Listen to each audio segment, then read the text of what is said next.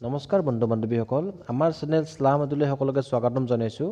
আজি আপোনালোকৰ কাৰণে জিঅ'মেট্ৰিৰ 5টা কুৱেশ্যন লৈ আনিছোঁ আৰু এনেকুৱা ধৰণৰ কুৱেশ্যন আগন্তুক টেট পৰীক্ষাত আহিবৰ খুবেই চান্স আছে। আপোনালোকে ভিডিঅ'টো কমপ্লিটলি চাব আৰু ভিডিঅ'টো চাই ভাল লাগিলে চেনেলটো ছাবস্ক্ৰাইব কৰিব আৰু আপোনালোকৰ ফ্ৰেণ্ডসকলৰ লগত শ্বেয়াৰ কৰিব নাপাহৰিব। আজিৰ প্ৰথম কুৱেশ্যনটোত কি কৈছে চাওঁ আমি। সৰল কোণ আৰু সমকোণৰ মাজত পাৰ্থক্য কিমান? ঠিক আছে, আমাক কি সুধিছে? সৰল কোণ আৰু সমকোণৰ মাজত পাৰ্থক্য সুধিছে।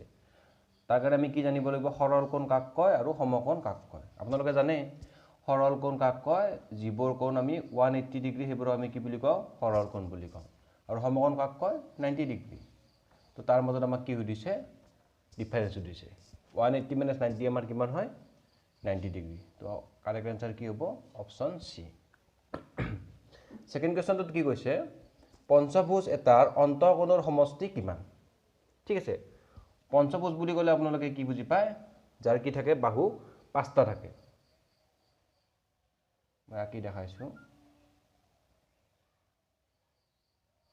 এইটো কি হ'ল? পঞ্চভুজ হ'ল।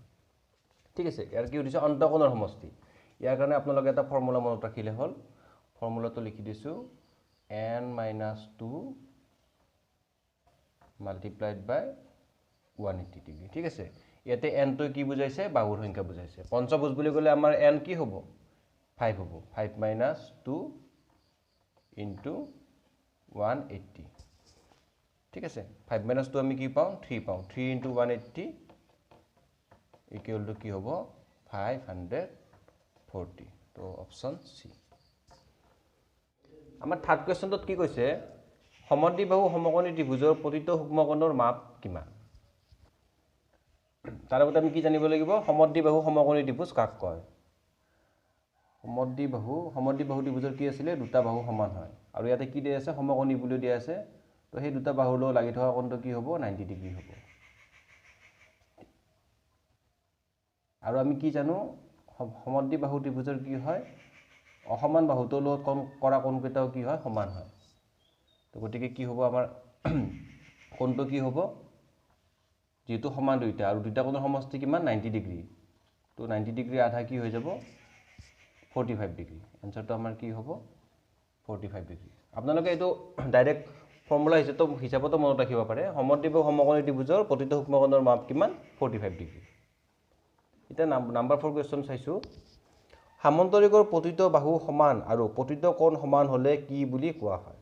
ঠিক আছে, ইয়াতে কি দিয়া আছে? সামন্তৰিকটোৰ প্ৰতিটো বাহু সমান বুলি কৈছে আৰু প্ৰতিটো কোণ সমান বুলি কৈছে।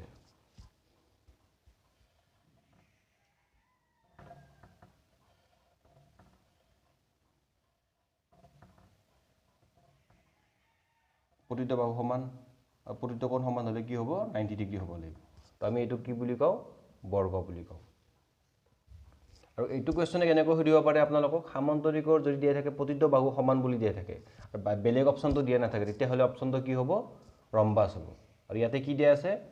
প্ৰতিটো বাহু সমান বুলি কৈছে আৰু প্ৰতিটো কোণ সমান বুলি কৈছে। প্ৰতিটো কোণ সমান হ'লে 90 ডিগ্ৰী হ'ব আৰু প্ৰতিটো বাহু সমান আছে, গতিকে কি হ'ব? এনচাৰটো ইয়াতে বৰ্গ হ'ব। আজি শেষ কুৱেশ্যনটোলৈ আগবাঢ়িছোঁ।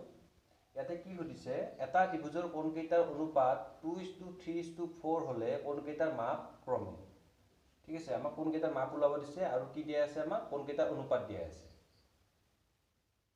তো আমি কোণকেইটা আমি কি বুলি ক'ব পাৰোঁ? যদিহে সমানুপাতিক ধ্ৰুৱকটো x হয়, কোণকেইটা কি হ'ব? 2x, 3x, 4x। আৰু আমি কি জানো? কোণকেইটাৰ সমষ্টি, ত্ৰিভুজৰ কোণকেইটাৰ সমষ্টি কিমান হয়? 180 ডিগ্ৰী।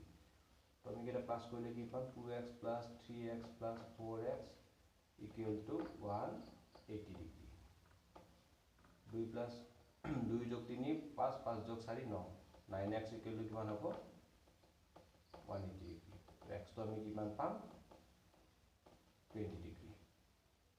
তো আমাৰ এতিয়া কোণকেইটা কি হ'ব? 2x, 2 × 20 40। এটা কোণ হ'ব 40, 3 × 20 60, 4 × 20 80। তো 40, 60, 80 হৈ যাব। Option C. এইটো কুৱেশ্যনে আমি কেনেকৈ কৰিব পাৰোঁ? আপোনালোকক আগৰ এটা ভিডিঅ'ত দেখুওৱা হৈছে অনুপাতৰ অংকবোৰ কেনেকৈ শ্বৰ্টকাটত কৰিব পাৰি। আমি কেনেকৈ চাওঁ কেনেকৈ কৰিব পাৰি। ইয়াতে যদি আমি অনুপাতকেইটা যোগ কৰি দিওঁ, 2 + 3 + 4, আমি কি পাম? 9 পাম।